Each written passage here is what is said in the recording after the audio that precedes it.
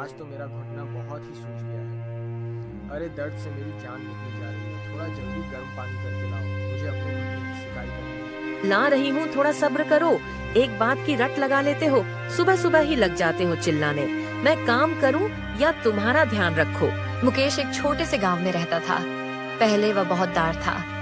एक बीमारी के चलते उसकी पत्नी का देहांत हो गया था, लेकिन अपने पैसों के जोर पर उसने कुछ ही दिनों में एक युवती रूपा से शादी कर ली थी। पहली पत्नी से उसकी एक बेटी थी जिसका नाम शीतल था। मुकेश अपनी दूसरी पत्नी को हमेशा शीतल की माँ कहकर पुकारता था।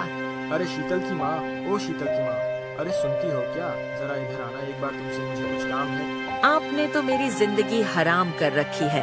कितनी बार कहा है सीधी तरह मेरा नाम लेकर बुलाया करो। मुझे अच्छा नहीं लगता तुम हर समय मुझे शीतल की माँ कहकर बुलाते हो। मैं तुमसे कितनी बार बोला है कि तुम मेरा नाम लेकर बुलाया करो, पर तुम्हें तो कोई बात समझ ही नहीं आती। अरे भाग्यवान, इसमें नाराज होने की क्या बात है? क्या तू शीतल को अपनी बेटी नहीं मानती है? मैंने कब कहा मैं शीतल को अपनी बेटी नहीं मानती हूँ? वह भी मेरी बेटी जैसी ही है और मैंने उस हमेशा माँ के जैसे ही प्यार किया है। तो फिर तुम उसकी माँ के नाम से नाराज क्यों हो जाती हो? और मैं शीतल का बाप हूँ और तू मेरी पत्नी है, तो फिर तू हुई ना शीतल की माँ। अरे मैंने कोई गलत बात तो नहीं कही। तुम गलत बात कहते ही कब हो? तुम्हें तो अपनी हर बात सही लगती है। हमारी शादी को 5 साल हो गए हैं। इन 5 सालों में आपने कभी मुझे मेरा नाम लेकर नहीं बुलाया है। हर वक्त शीतल की माँ कहते रहते हो। अरे मेरा भी तो मन होता है कि तुम मेरा नाम लेकर पुकारो। आज तक तुमने कभी भी मेरा नाम लेकर मुझे कभी नहीं बुलाया। चलो ठीक है, आज से मैं तुझे शीतल की माँ कहक नहीं बुलाया करूंगा। एक बेटा पैदा करके दे दो, फिर मैं तुम्हें उसकी माँ कह के बुलाया करूंगा। वैसे बेटे का नाम क्या रखोगी? अरे मैं तो कहता हूँ कि अर्जुन नाम रखेंगे, फिर मैं तुम्हें अर्जुन की माँ कह के बुलाऊंगा। फिर तो तुम्हें सही लगेगा ना? और फिर देखना मैं अपने बेटे का कैसे ध्यान रखता हूँ, उसके लिए कैसे अच्छी अच्छी चीज लाकर उसे देता हूँ। यह सुनकर रूपा की माँ मुस्कुराती हुई मुकेश के पास से चली जाती है। कई वर्ष और बीत जाते हैं, लेकिन रूपा की कोई संतान नहीं होती। धीरे धीरे मुकेश का कारोबार बंद हो गया था। अब उसके घर में इतने पैसे भी नहीं थे कि 2 वक्त का खाना बना सके। एक बार घर में खाने के लिए कुछ नहीं होता है। चूल्हा जले हुए पूरे 2 दिन हो गए थे। इस बात से रूपा बहुत परेशान होती है और गुस्से में मुकेश से कहती है, मैं अब और सहन नहीं कर सकती। कब तक यूं भूखे पेट रहा जाए? बिना पैसों के घर नहीं चलता है। आदमी का एक काम बंद होता है तो वह कोई दूसरा काम करने की सोचता है, ना कि घर में बैठ जाता है। तुम्हें कितने महीने हो गए? घर पर बैठे बैठे घर का सारा सामान खत्म हो चुका है। घर में कुछ भी खाने को नहीं है। ऐसा कब तक चलता रहेगा? अरे तुम चाहती क्या हो कि मैं दूसरों की मजदूरी करके लाहू? तुम मेरी हालत देख रही हो, क्या हाल हो गया है घर की चिंता कर करके। मैं तो तुम्हारा हाल भी देख रही हूँ और घर का भी। किसी दिन मर जाऊंगी, फिर सब सही हो जाएगा। मैं तो तुमसे परेशान हो चुकी हूँ। ना तो इस घर में खाने को कुछ है, ना तुम कुछ करते हो। अरे रूपा, तू यह कैसी बात कर रही है? मेरी पहली पत्नी तो मर गई, अब दूसरी को भी क्यों मारती है? हाँ, पहली को भी जैसे मैंने ही मारा है ना। तुम्हारी पहली पत्नी मरती ना मेरे पिताजी तुमसे शादी करते। वो तो मर के आराम कर रही है और यह सब कांटे बटोरने के लिए मुझे छोड़ गई। अब मैं जीना नहीं चाहती। ईश्वर करे मैं भी मर जाऊं। मैं मर जाऊंगी तो मेरा जीवन सुधर जाएगा। मैं तो परेशान आ चुकी हूँ। तुमसे मेरी किस्मत ही फूटी थी जो तुमसे मेरी शादी हुई। अपने मरने की दुआएं क्यों मांगती हो? मैं मर जाऊं तो सारा किस्सा ही खत्म हो जाएगा। जितना तुम मुझसे परेशान हो, उससे ज्यादा मैं अपने आप से परेशान हूँ। अंदर ही अंदर मुझे घुटन महसूस हो रही है। लो, अब मरने पे होता राय। इसीलिए तो मैं कहती हूँ, मैं तुम्हें भी कांटे चुभोती हूँ और तुम्हारी नाजुक बेटी को भी सारा घर का काम करती हूँ। तुम्हें और तुम्हारी लाडली बेटी को खाना बनाकर खिलाती हूँ। आप चारपाई से नहीं उठते तो वह भी सोकर नहीं उठती। उसका तो कुछ काम करने का ही मन नहीं करता। किसी काम को हाथ भी नहीं लगाती। खाना खाया और सो जाती है। तुम क्यों इतना कष्ट सहती हो? शीतल से कहो वह घर का सारा काम किया करेगी, और अब तो वह बड़ी हो गई है, थोड़ी बहुत मदद तुम्हारी भी कर दिया करेगी, तो तुम थोड़ा बहुत आराम कर पाओगी। उसे कुछ काम आता भी है जो घर का काम करेगी, खाना पकाना उसे नहीं आता, घर की झाड़ू उससे नहीं लगती, फिर वह करेगी क्या? कुछ काम को हाथ तो लगाती नहीं, काम कैसे सीखेगी? पता ही नहीं क्या होगा इसका। माँ का फर्ज है कि बेटी को खाना पकाना सिखाए। अरे कल को उसकी शादी हो गई तो ससुराल में लोग क्या कहेंगे कि माँ ने कुछ सिखाया ही नहीं है। इसलिए मैं तुमसे कहता हूँ कि तुम ऐसे काम करना सिखाओ जिसे बाद में ससुराल वालों की बातें नहीं सुननी पड़े। लो, अब इसकी ससुराल में भी मुझे ही बुराई मिलेगी। आखिर कितनी बुरी बनूंगी मैं? इन सब में मेरी क्या गलती है कि उसे कुछ काम नहीं आता? उसे जब भी काम की कहती हूँ तो उसे नींद आ जाती है। रोज रोज की लड़ाई से परेशान होकर मुकेश घर से बहुत दूर जंगल में जाकर एक पेड़ के नीचे बैठ जाता है और सोचने लगता है, हाँ, मुझे कोई काम जरूर करना होगा, वरना यह घर की लड़ाई कभी भी बंद नहीं होगी। एक काम करता हूँ, किसी से पैसे उधार ले लेता हूँ, उन पैसों से कुछ देगा तो काम चली जाएगा, फिर बाद में मैं कुछ काम देख ही लूंगा। मुकेश ये सोच ही रहा था कि एक आदमी लाठी लिए मुकेश की तरफ आ रहा था। मुकेश उसे देखकर चौंक पड़ा। क्यों भाई, मुकेश पहचान रहे हो या फिर भूल गए हो? अगर भूल गए हो तो मैं तुम्हें याद दिला देता हूँ। मेरा नाम है हीरा, जिसे तुमने 10 साल पहले जेल कराई थी, और आज ही मैं जेल से छूट के आया हूँ। सोचा पहले तुमसे हिसाब बराबर कर लेता हूँ, उसके बाद ही आगे कुछ करूँगा। इतना कहना था कि हीरा ने मुकेश के सर पर जोर से लाठी मारी, जिससे मुकेश की मृत्यु हो गई। हीरा ने मुकेश की लाश को खींचकर एक खेत में डाल दिया और वहाँ से फरार हो गया। रूपा रात भर मुकेश का इंतजार करती रही, लेकिन मुकेश का कोई पता न चला। इस कशमकश में 3 दिन बीत जाते हैं, फिर भी मुकेश का कोई पता नहीं चलता। रूपा सोच है, ऐसी भी क्या नाराजगी जो 3-3 दिन घर ना आओ? मैंने कुछ गलत तो नहीं कहा था? बगैर पैसों के घर कैसे चल सकता है? अब मैं क्या करूं? मुझे तो बहुत डर लग रहा है। पता नहीं किस हाल में होंगे, भूखे प्यासे कहाँ भटक रहे होंगे। एक काम करती हूँ, शंकर भाई से जाकर मालूम करती हूँ, क्या पता उन्हें मालूम हो। रूपा शंकर के घर जाती है।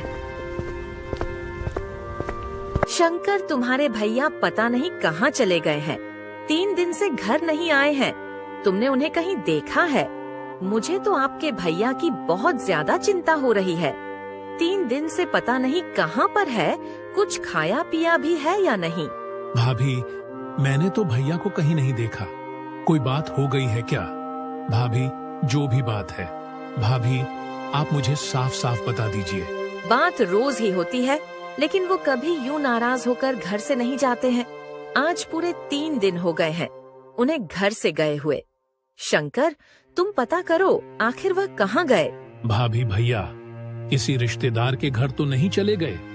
आप एक बार अपने रिश्तेदारों से पूछ लीजिए, आपके गांव गए होंगे शायद, मुझे तो यही लगता है। मैंने सभी रिश्तेदारों से पूछ लिया है, लेकिन सबने मना कर दिया कि यहाँ नहीं आए हैं। मुझे समझ नहीं आ रहा वह गए तो कहाँ गए। भाभी, अब परेशान ना हो, मैं अभी भैया को ढूंढने जाता हूँ। जैसे ही भैया मुझे कहीं मिलेंगे, मैं उन्हें सीधा घर ले आऊंगा। तुम चिंता मत करो, तुम घर जाओ, मैं भैया को लेकर आता हूँ। शंकर 2 आदमियों को अपने साथ लेकर मुकेश को ढूंढने निकल जाता है। तलाश करते करते 1 महीना निकल जाता है, लेकिन मुकेश का कोई पता नहीं चलता। एक दिन गांव वाले शंकर से कहते हैं, अरे भाई, कब तक ढूंढेंगे हम मुकेश को? मुझे तो लगता है कि उसे कोई जंगली जानवर खा गया है। ये सही कह रहा है शंकर। एक बार मेरे मामा का लड़का भी बिल्कुल मुकेश की तरह ही गुम हो गया था। उसका भी 1 साल बाद पता चला कि वह मर गया है। अरे, मैं तो कहता हूँ कि उसे तलाशने में समय खराब मत करो, अपने काम हिलने से लगो, और हमें भी अपने बीवी बच्चों का पेट भरना है। अरे, कब तक उसको ढूंढते रहेंगे? 1 महीने से ढूंढ ढूंढ कर मेरे तो पैर भी दर्द करने लगे हैं भाई। मुझसे तो नहीं चला जाएगा अब। पूरे गांव में यह बात फैल जाती है कि मुकेश मर गया है। अब रूपा और उसकी सौतेली बेटी शीतल घर में अकेली थी। उनके घर को चलाने वाला कोई नहीं था। मुकेश के मरने के कुछ दिन बाद तक तो उसके भाई ने रूपा को घर खर्च के लिए थोड़े बहुत पैसे दिए भी थे, लेकिन अपनी पत्नी के कहने पर उसने रूपा को पैसे देना बंद कर दिया था। माँ, आपने कल से कुछ नहीं खाया है, लो ये चावल खा लो। अगर तुम कुछ खाओगी नहीं तो कमजोर हो जाओगी। इस तरह गम करने से कुछ नहीं होगा। मेरी प्यारी बेटी, तूने भी तो कल से कुछ नहीं खाया है। तुझे भूखा रखकर मैं यह चावल कैसे खा सकती हूँ बेटी? तेरे पिताजी के चले जाने से घर की रौनक ही चली गई है। कहीं मन ही नहीं लगता। हर वक्त बस यही सोचती रहती हूँ कि घर का गुजारा कैसे होगा। इस चिंता में ना भूख लगती है, ना प्यास लगती है। मन भी चिड़चिड़ा सा होने लगा है। माँ, तुम चिंता क्यों करती हो? ईश्वर जरूर कोई रास्ता निकालेंगे। ईश्वर हमारी जरूर। रूपा, जो पहले शीतल से बहुत चिढ़ी थी, लेकिन अब वह शीतल से बहुत प्रेम करने लगी थी। उसके बगैर एक मिनट भी नहीं रहती थी। रूपा ने घर का कुछ सामान बेचकर थोड़े बहुत पैसे इकट्ठे किए और फिर एक दिन शीतल से बोली, शीतल बेटा, मेरे पास थोड़े से पैसे हैं। मैं सोच रही थी मैं इन पैसों से समोसे बनाने का सामान खरीद लेती हूँ। मैं समोसे बना दिया करूँगी और तू उन्हें बाजार में बेच आया कर। इससे हमारे घर का गुजारा हो जाएगा। ठीक है माँ, तुम समोसे बना दिया करो और मैं उन्हें बाजार में बेच आया करूँगी, जिससे हमारे घर परिवार का गुजारा भी हो जाया करेगा। अगले ही दिन रूपा एक दुकान से समोसे बनने का सामान खरीद लाती है और फिर समोसे बनाकर शीतल को बाजार में बेचने भेज देती है।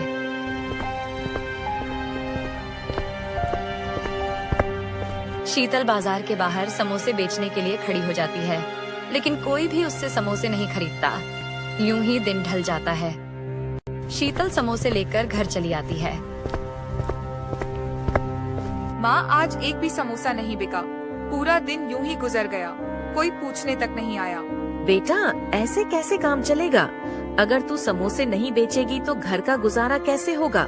तू तो जानती ही है, हम एक एक पैसे के लिए तरस रहे हैं और कोई उधार भी देने के लिए तैयार नहीं है। माँ, मैं पूरी कोशिश करती हूँ समोसे बेचने की, लेकिन कोई खरीदता ही नहीं है। तू एक काम कर, कल से बाजार के अंदर समोसे बेचने के लिए खड़ी हो ना, कोई ना कोई समोसा लेने तो आएगा ही। शीतल अगले दिन ऐसा ही करती है। वह बाजार के अंदर एक समोसे वाले के सामने अपने समोसे बेचने के लिए खड़ी हो जाती है और फिर ग्राहकों को बुलाने लगती है। आओ, गर्मा गर्म स्वादिष्ट समोसे खाओ, स्वादिष्ट गर्मा गर्म समोसे। अरे, कौन है यह लड़की जो मेरे ठेले के सामने समोसे बेच रही है? इसकी इतनी हिम्मत जो मेरे ठेले के सामने समोसे बेचे, लेकिन इसके यह बेस्वाद समोसे खाएगा कौन? तभी दो आदमी शीतल के पास समोसे खरीदने आते हैं और शीतल से कहते हैं, लगता है आज पहली बार समोसे बेच रही हो। समोसे खाने में स्वादिष्ट भी है कि नहीं? हाँ भैया, समोसे बहुत स्वादिष्ट है। आप एक बार खाइए तो सही, आप खुद कहेंगे कि क्या समोसे हैं। मजा ही आ गया। अरे तुम कहाँ इसके चक्कर में पड़ रहे हो? भाई चलो, सामने राजू भाई के समोसे खाते हैं। उनसे अच्छे समोसे कोई नहीं बनाता। अरे राजू के समोसे तो रोज ही खाते हैं, आज इसके समोसे भी खाकर देखते हैं आखिर कैसे बनाए हैं। लाओ लाओ, हमें जल्दी से समोसे दे दो। शीतल दोनों आदमियों को समोसे दे देती है। जैसे ही वह समोसा खाते हैं तो वह गुस्से से कहते हैं, ए लड़की, तुमने ये कैसे समोसे बनाए हैं? इनमें तो बिल्कुल भी स्वाद नहीं है। अरे खाने में ऐसे लग रहे हैं जैसे ये समोसे बासी हो। अरे भैया, मैंने तो तुम्हें पहले ही मना किया था कि मत लो समोसे, लेकिन तुम किसी की मानते ही नहीं हो। कुछ खाया पिया है? नहीं, अब फ्री में पैसे देने होंगे इन समोसे के। अरे किस बात के पैसे? इन सड़े हुए समोसे के पैसे कौन देगा भाई? चलो राजू के ठेले से समोसे लेकर खाएंगे। सारा जायका ही बिगाड़ दिया था। समोसे बनाने आते नहीं, बेचने चल देते हैं। दोनों आदमी सामने वाले के ठेले पर समोसे खाने चले जाते हैं। शीतल ये देखकर बहुत दुखी होती है, फिर समोसे लेकर अपने घर चली जाती है। अरे आ गई बेटी शीतल, मैं तेरा ही इंतजार कर रही थी। यह क्या, तूने आज भी एक भी समोसा नहीं बेचा? क्या तू समोसे लेकर बाजार के अंदर खड़ी नहीं हुई थी? माँ, मैं बाजार के अंदर ही खड़ी हुई थी, लेकिन किसी को हमारे समोसे पसंद ही नहीं आए।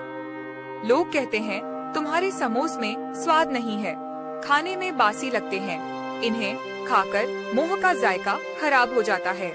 शीतल, वो सही कहते हैं, समोसे में स्वाद मसालों से आता है।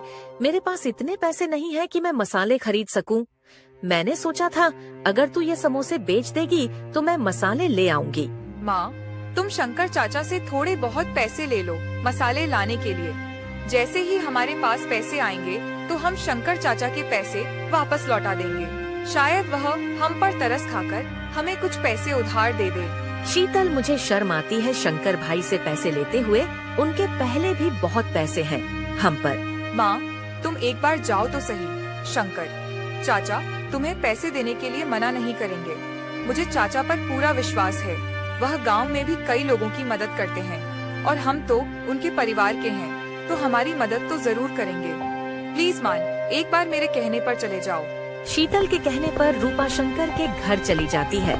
घर पर रूपा को शंकर की पत्नी राधा मिलती है। राधा, शंकर भाई कहाँ है? मुझे उनसे कुछ काम था।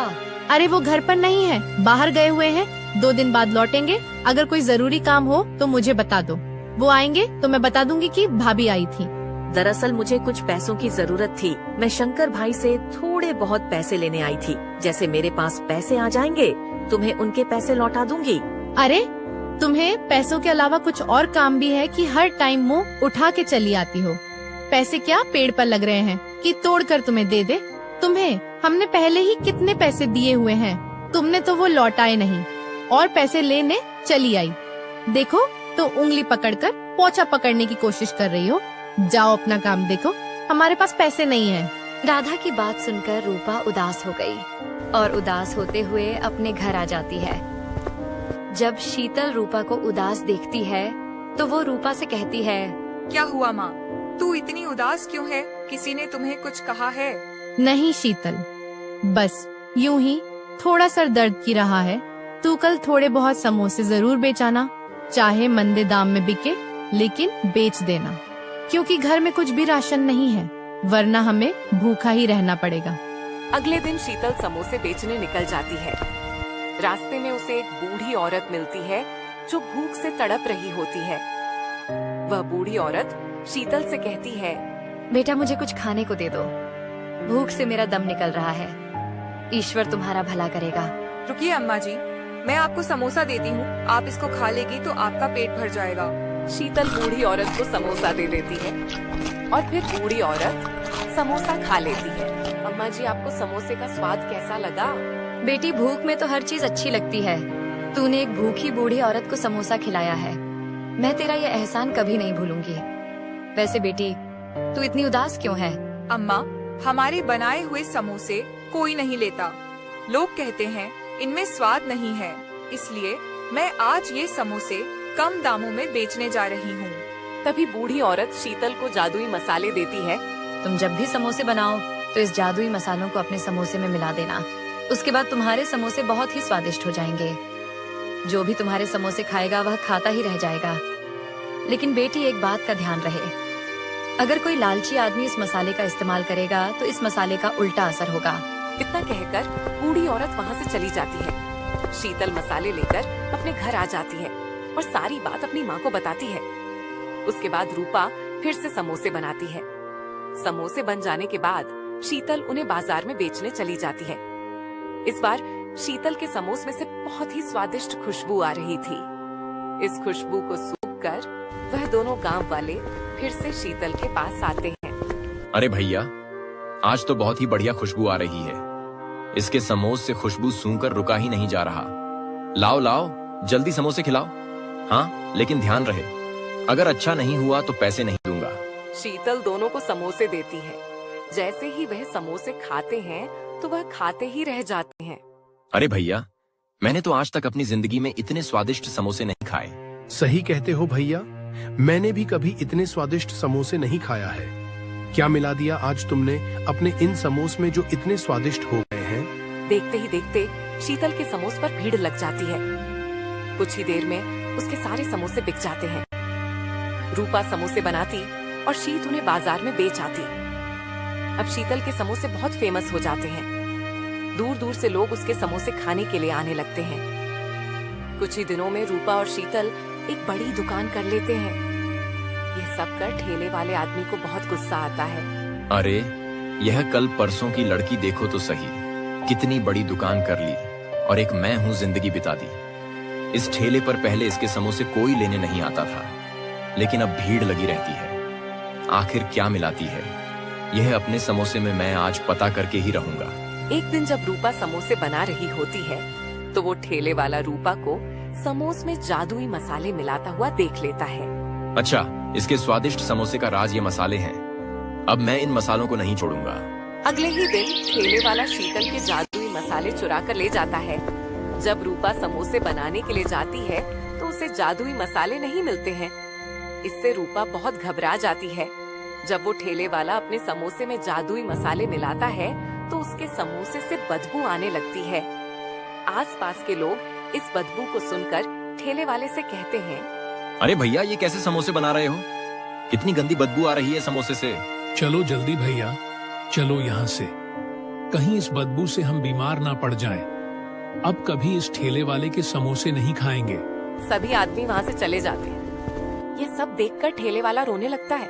अरे ये सब क्या हो रहा है? मेरे समोसे से इतनी गंदी बदबू क्यों आ रही है? ये सब उस लड़की के मसालों की वजह से हो रहा है। इन मसालों ने तो मुझे बर्बाद कर दिया। कुछ ही देर में उसके ठेले में आग लग जाती है। ये सब रूपा और शीतल खड़ी हुई देख रही होती हैं। माँ, इसी ठेले वाले ने हमारे जादुई मसाले चुराए हैं। बूढ़ी अम्मा ने मुझसे कहा था कि अगर कोई लालची आदमी इन मसालों का इस्तेमाल करेगा तो इन मसालों का उल्टा असर होगा। इसीलिए इसके समोसे से बदबू आ रही है और अब तो इसका ठेला भी जल गया। इसकी लालच ने इसे बर्बाद